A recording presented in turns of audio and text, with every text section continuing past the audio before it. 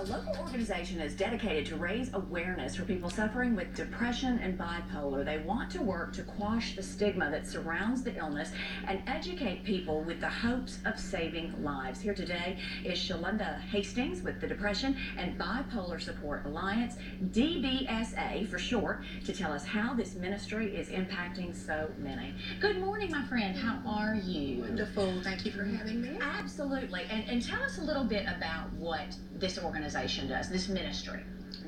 Our ministry, Spirit Realm Divine Manifestation, we are a ministry of evangelism, counseling, and advocacy. Okay. We have recently partnered with the National Depression Bipolar Support Alliance, which is the leading peer support that helps those that are dealing with mental health disorders. Sure. Also, we recently formed the Depression Bipolar Support Alliance, Spirit Realm DBSA of Desoto County. Yes. So we focus in South Haven, and we help those that are dealing with depression, mood disorders, by helping them with suicide intervention training. We provide support groups as well as counseling and resources. Very good. And you know, I think it's so important to start the conversation about this. I suffered with postpartum depression after my first child, and because that was diagnosed and I realized it and my OB did, we were able to take steps to prevent it. But there is a stigma, darn it, and it just makes me mad. It is, and especially within the church. That's why we really try to reach out to the faith-based community.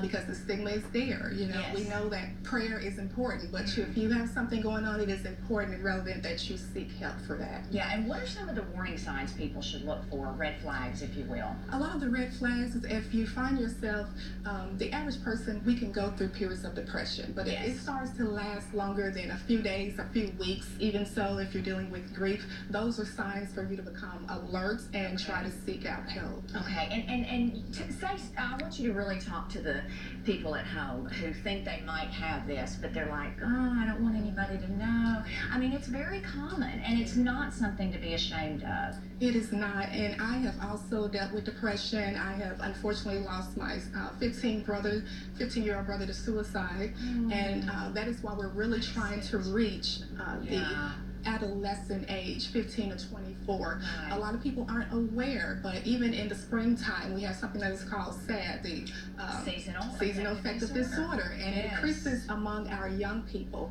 A lot of people are not aware that between 15 and 24, suicide is the third leading cause of death among that age. That's scary. And I was just recently, last month, talking to a high school in Desoto County, and they had 4 suicides. Oh my gosh. But the fear that is on the children's faces when, you know, they're afraid to talk, they don't want to reach out to their parents, so they're not really talking to anyone.